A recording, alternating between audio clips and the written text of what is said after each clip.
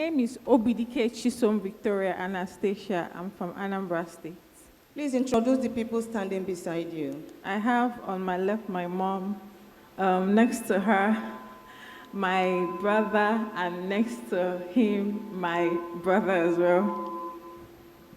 Please share with us what God has done for you.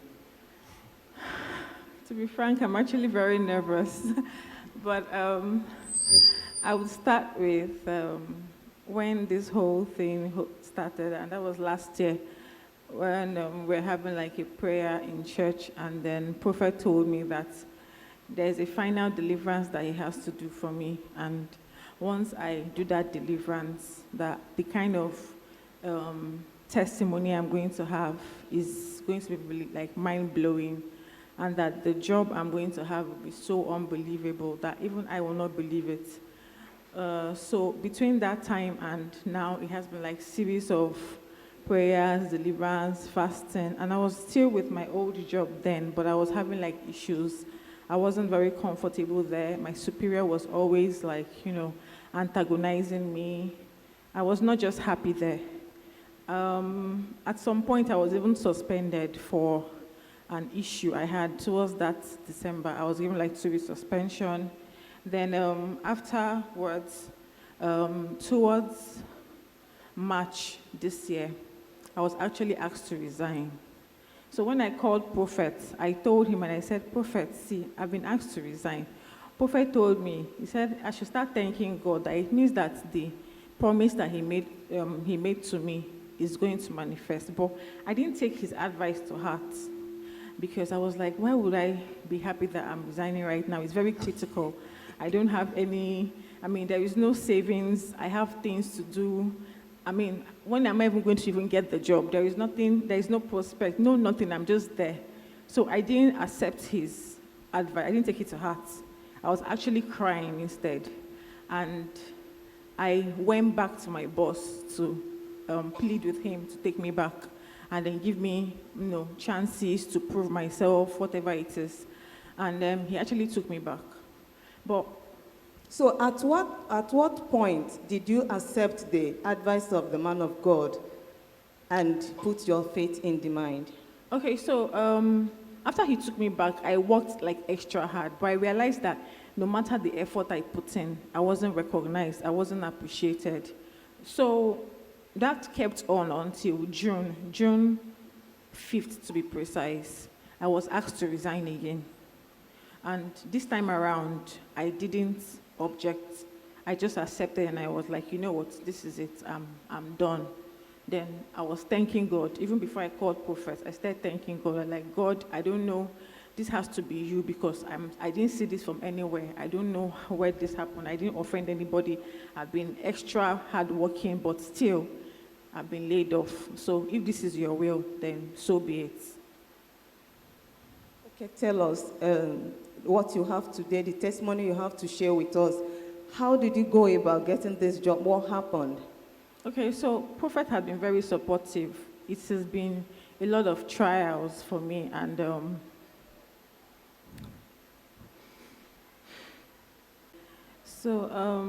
he has been very supportive of me. And I actually remember during that match, after I was given that resignation, I was told to resign with immediate effect. I ran to him, and he told me, thank God, but still come to church. Let's see if we can do like a deliverance for you and all that.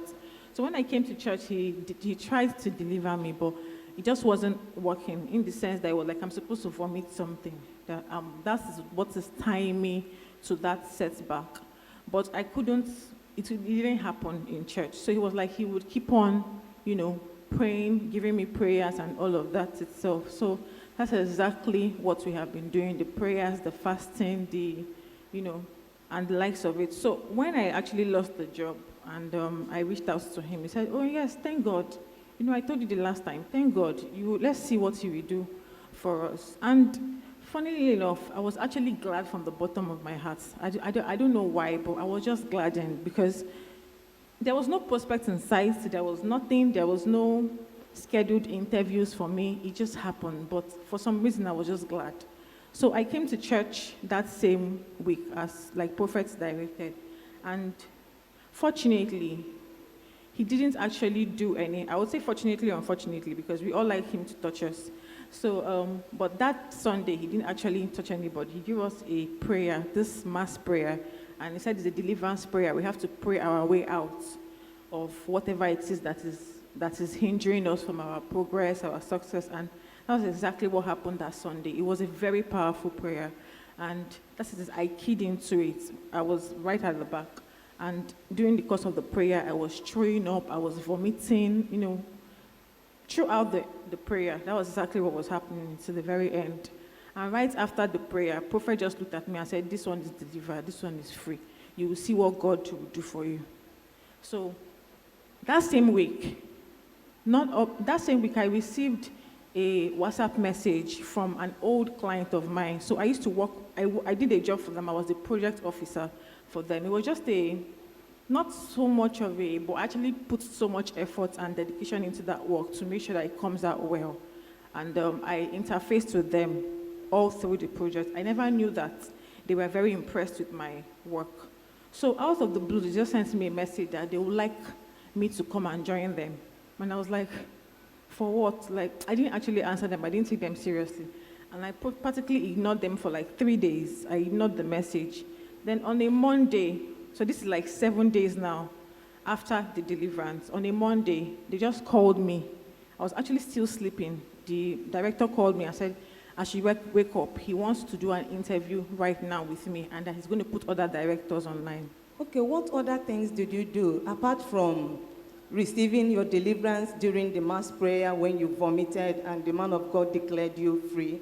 What other things did you do concerning your job seeking? Okay, so I decided to enter into like a covenant prayer with God, like an agreement prayer with God that, okay, you know what, if you do this for me before my birthday, August 3rd, and I started this prayer around May, I just told God that if he, gives me my heart desire, this job that Prophet has prophesied in my life, and if he does it for me before my birthday, August 3rd, I would give him my first seed, like my first salary, no matter what it is. I'll give it to him. So that's what I did. Okay, when the director of the company called you, what happened?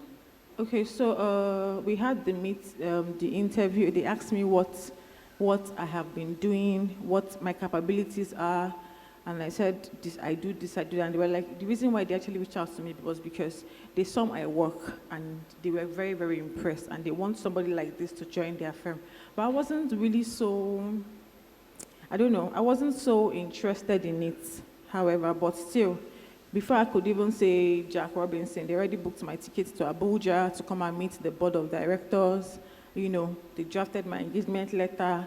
And I was like, oh, okay, let me just see what this company is all about. So when I went to Abuja, that wasn't actually realized that they were a multinational oil and gas company, and that they wanted me to be the head of their investment and features department. Clap for Jesus Christ.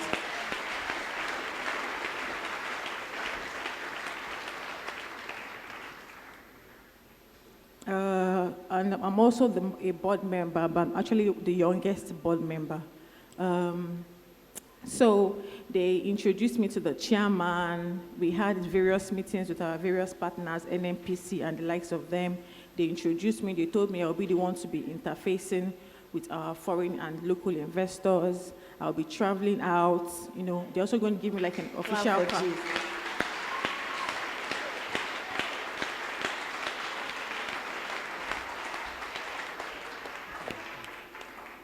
So what chances do you actually have if this job opportunity was advertised publicly? What chances do you have based on your experience and your academic qualification to clinch such a position in that prestigious? The truth is that I actually don't stand a chance. I barely have 5 years experience in this particular role they gave to me. It's an experience of someone that has over 10 years in the oil and gas industry, master's or PhD. Like I said, I'm actually the youngest not just in age, but in experience and facility. Most of them there have worked over 20 years in other oil and gas companies like Shell, Mobil, Total. So I'm just the only one out of the blues that do not have any of that kind of experience. So that means naturally you don't have chance, but today, by the special grace of God, He has given you opportunity. Can you stand up and give this God a standing ovation? I have come with stories to tell. I have come with testimony. Take a look at me, you will see.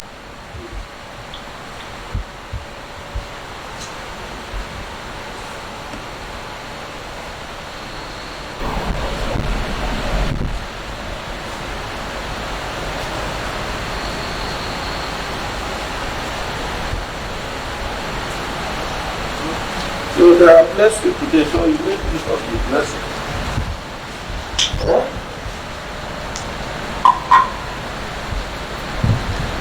You are crowned. Heaven may be crowned. That sinning with that ewelo amega anoint. Not you that I see, but the real you. That's your spirit. The olive oil is in the talking. So the blessing, if it is in, you do whatever that you are that please you. Worship God. But the heaven may be the crown, right? Never be this way. You will see everything from God. But pray always. Because if you are desperate to receive anything from God and God is not forthcoming, who do you think that will come and bless you? Satan. And you will not know that it's Satan that bless you. After some time, the thing will fade away. Never you be desperate to receive anything from God, but be prayerful, but not desperate. You know, if you are desperate, you must be following God bumper to bumper. You must be, and God is not coming. Lucifer will do what? Will come in. So you are not. So you can. But tomorrow you fast. You fast. You fast 6 to 1 a.m. You know what I mean by 6 to 1 a.m.? 6 a.m. Yes. Finish. You'll be thanking him for this crown. Order go. Both come. In a check crown, take one. You will see it.